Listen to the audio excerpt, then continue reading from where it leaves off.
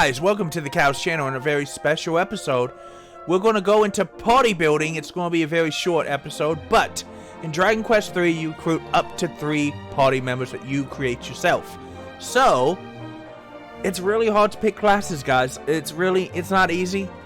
It can be difficult and confusing, but I am here to help you give just a little primer of what you can and can't do. Actually, you can do whatever you want, but there's certain things you don't want to do. So, let's go ahead and get to it. Now, when you come to Patty's Party Planning Place, you thought I was going to screw up that name. I did not. You'll give them a name, and then you got to pick their vocation. And we're going to create the... Well, we're not going to creating one here, but we're going to go over our options.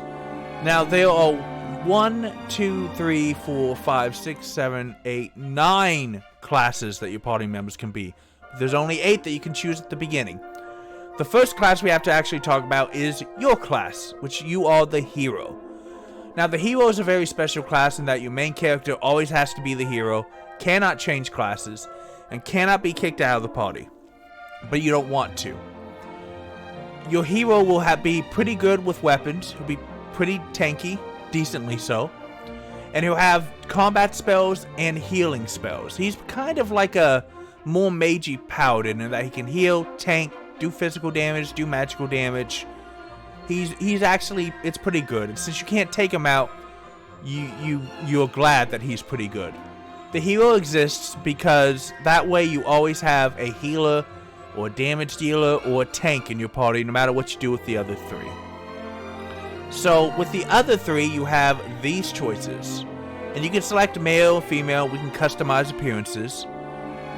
But let's go over them one by one. You have the warrior. And by the way, there's no difference between male and female in this game. Women can equip a few extra items in the game, but their stats aren't going to change. Their personality is what determines your stats. So you have the warrior. As we can see, they use their strength and stamina to deal out damage and defend their allies. Warriors are your massive meat tanks. They're your meat shields. They will be the slowest member in your party, and they will always have the best HP and defense. They can equip all weapons and armor. There's nothing that they can't do. In this game, they're going to get some stuff that's going to help them deal damage and defend the party.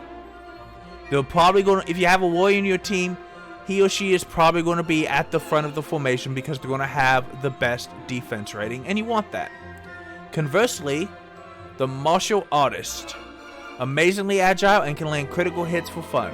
So, martial artists, like a warrior, have a high attack power, and because of their agility and luck stats, they get more crits than any other.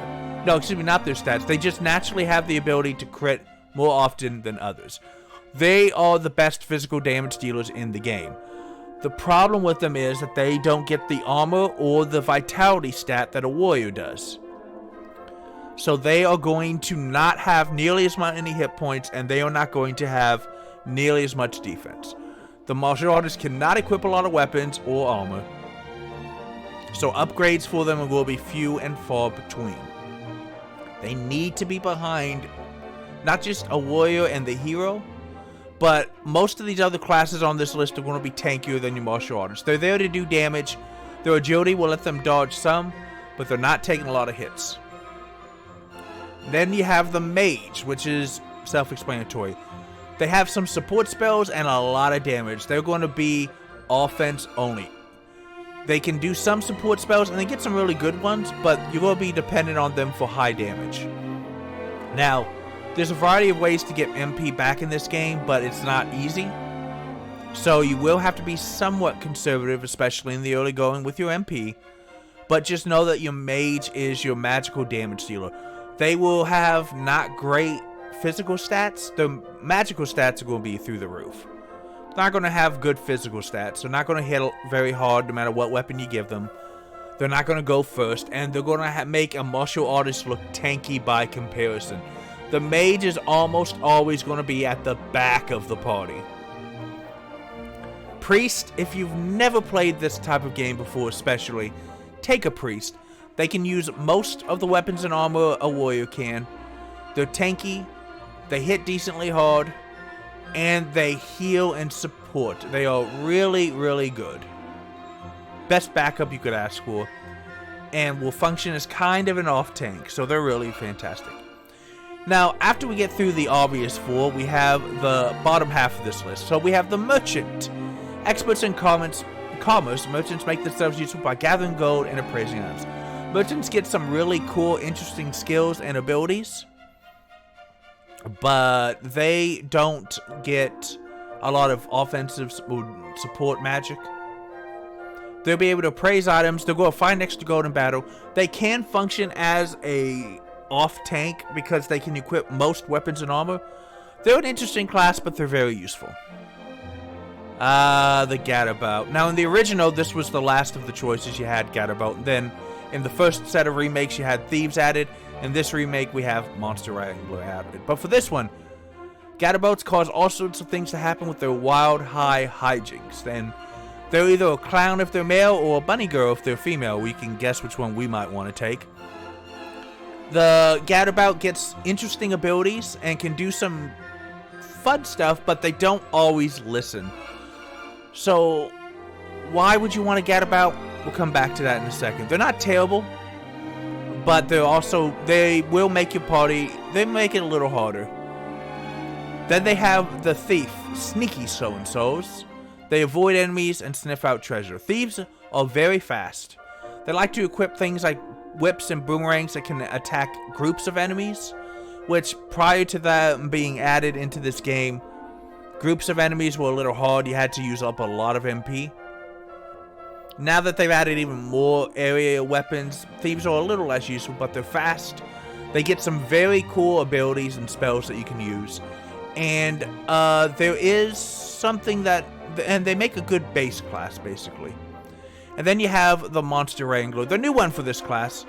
They're obviously not super great at magic and not super great at physical fighting, but they will learn moves from monsters. They can do some healing. They're a pretty interesting choice.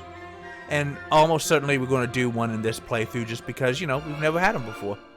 Now, you heard me say that there are 9 classes, but you only see 8. The 8th class is the one that bard was singing down there about if you watched the first episode before this video. The Sage is a very powerful magician who gets all mage, all priest spells. They have high stats even before their personality. They're a bit more tanky and hardy than your regular casters.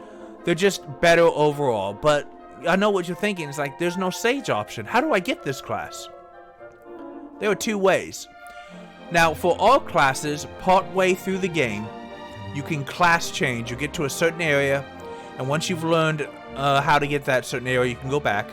When you class change a character, you will be able to reset. Their stats will be cut in about half, and they'll go back to level 1.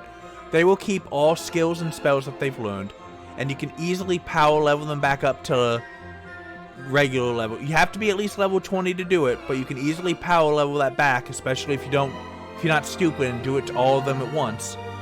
And this will allow you to add the skills and spells and stats of another vocation. You can make some very powerful people this way. Now, you can't do it infinitely because eventually, like, the lowest stats at every level 20 change will. There's a top limit to how much you can do it, but it's useful to at least change your 3 companions classes once in the game to give them variety and better stat growth. The Gadabout, when they get to level 20, can turn into the Sage instantly. And that makes the Gadabout very, very good. The other way is that any other class can turn into a Sage if you find a very rare item. It's either a book or a scroll, depending on what, but it's very rare. They're hard to find. But anyone can, you can rock, I believe they've said that you could rock 3 sages in here if you bought the special edition and you find both of the books and scrolls that are naturally in the world. You usually only need 1 sage. I mean, you could have the hero tank and then have the sages just unleash death for the rest of the game. But that is what you can do. That is your party building example, ladies and gentlemen. And I hope that was a little helpful in giving you just an idea of what happens when you get into this game. So what we're going to do is we're going to go back to the regular episodes. We're going to build our party. I hope to see you there, and I hope that you are enjoying everything about this game as I am. And if this was helpful to you, just leave a comment and let me know which team you're taking out. And thank you so much for watching. Hey, games are awesome, and you deserve the awesome. Now go forth